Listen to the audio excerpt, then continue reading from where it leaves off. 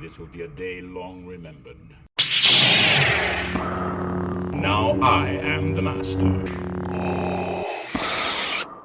Welcome to another episode of Legends and Theories, and welcome to my review of the classic DCAU Batman films, and including the modern Batman and Harley Quinn film, or the Justice League film, Justice League vs. the Fatal Five, although both are, I think, kind of considered canon to DCAU.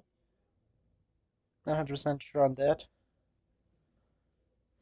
They are part of the classic era, which is the four films, and I'll be going over them in this order.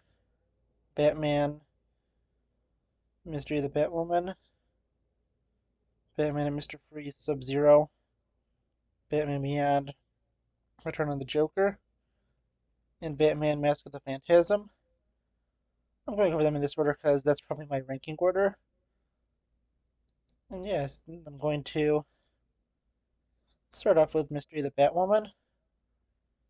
And of these four, this is definitely the weakest one in my opinion. Although, well, they're all pretty good for all DCAU.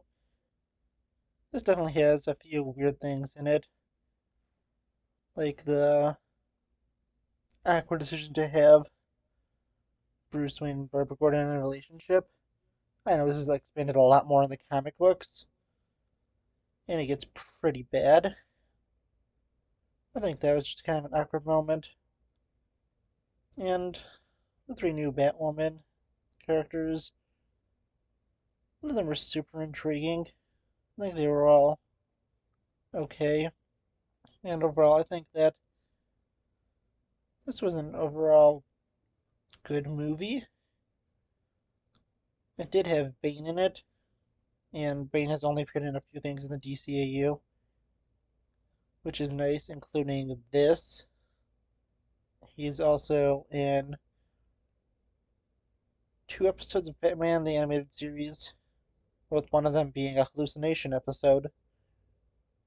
And he also appears in a single episode of Superman the Animated Series, where Superman is pretending to be Batman. So really, in terms of canon, Batman, at least Bruce Wayne, has gone up against... Oh, he's also in Batman Beyond, but he's basically brain dead at that point. So I'm not really going to count it. So Bruce Wayne's only gone against Bane really twice, and this is the second time. It still is interesting, at least in my opinion, but I think that his previous encounter with Batman was better, and I did enjoy it more. Looking at really everything else, I think that this was just such a fun storyline. I really enjoyed everything they did with it, and well, not really everything. I think it was still good. I'm kind of jumping ahead.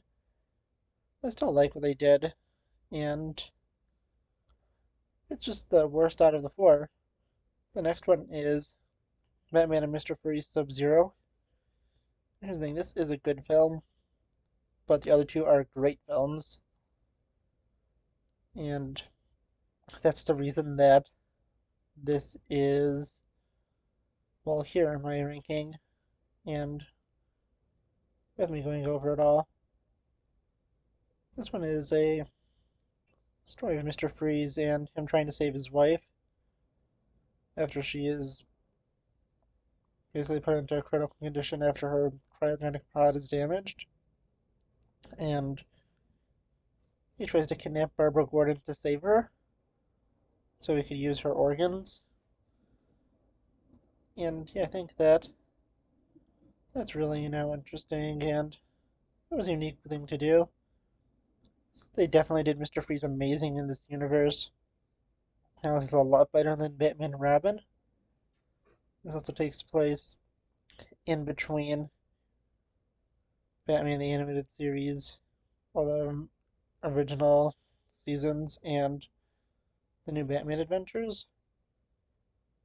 where Mr. Freeze begins to go downhill after a lot more bad things happen to him, including him losing his entire body. And then his final appearance in Batman Beyond, where he ultimately dies. Yeah, I think that this was a nice one. He got some victory in it, with his wife being saved, although he wasn't there to be with him because he eventually lost use of his body. But still, I think that this was still a really good story. They executed it well. The only thing is, compared to the other two, which have amazing storylines, this one's only a good one. And finally, going to our last one before the, well, one that has many claimed is the best Batman movie ever. Although I personally, well, I'll get that in a minute. We have Batman Beyond, Return of the Joker. Yeah, this one's just an awesome film. And it's technically a crossover between the new Batman Adventures and Batman the Animated Series and with Batman Beyond, there is a flashback to the time where Bruce was still active as Batman. And there was just some crazy things in this. Of course, I'm talking about the uncensored version. I'm not watching the one that has been censored because the scene where Joker was killed by Tim Drake is pretty brutal in this.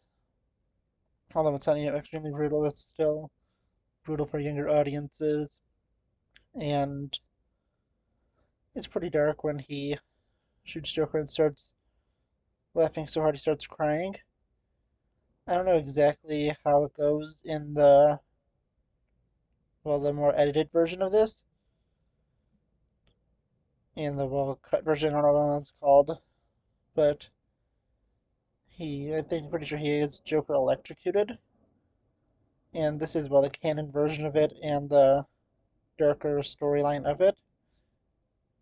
And I think that's the only difference between the two cuts. Because of how dark that scene was. But still, I really enjoyed this movie. It's so good. The mystery of how the Joker's returned, the flashback, Terry's time as Batman, and Bruce's.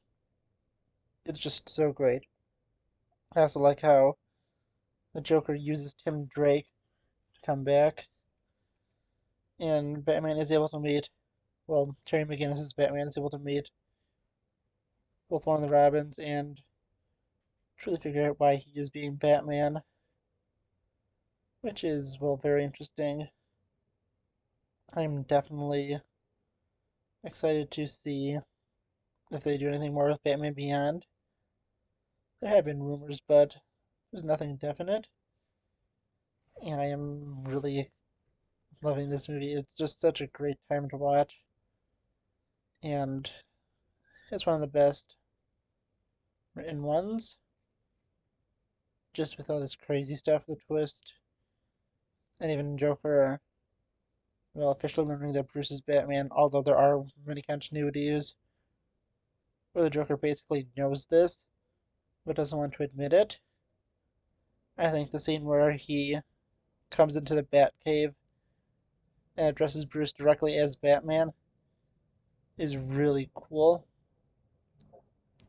And I think that it was just so fun to do this. But now we're going to go to what many consider, although personally I don't, is the greatest Batman movie to ever exist. Yeah, that is Batman Mask of the Phantasm. I think this is not my favorite Batman film. Probably my favorite one is The Dark Knight Returns. The animated film, it's a two-parter, and I definitely love that movie a lot more than this one. Yeah, I don't know exactly where this one would rank. It would be up there, but it's definitely not my favorite one. And yeah, I think that It's still a really great story. It's with Batman's first love. Everything that happens with that. How it's such a great tragedy. And we also get to see the Joker be involved with it. How the Joker will help create this villain, the Phantasm. And Batman trying to both grapple with the woman he lost, and in a flashback, we get to see Batman actually try to figure out if he truly wants to be Batman or a hero when he begins to fall in love. But once Andrea leaves, he realizes that he just has to become a hero, and that's how he truly becomes Batman. Yeah, it's really great to see the full origin of Batman, and, well, at least for DCAU, we have seen the Waynes die because, of course, it's Batman. But it's still so interesting to see that. I definitely love this movie, as well everyone does. I think it was just done such a great job with it. The casting is amazing because we have both Kevin Conroy and Mark Hamill in it. You also have a good mystery to try to figure out who the Phantasm is, and a good red herring with it being the father until you learn he is truly dead. And this is just such a fun movie to watch. I really enjoy it. And I want to know what you think of these films. Let me know in the comments. And yeah, I'll see you on the next episode of Legends and Theories. Thank you for watching this episode of Legends and Theories.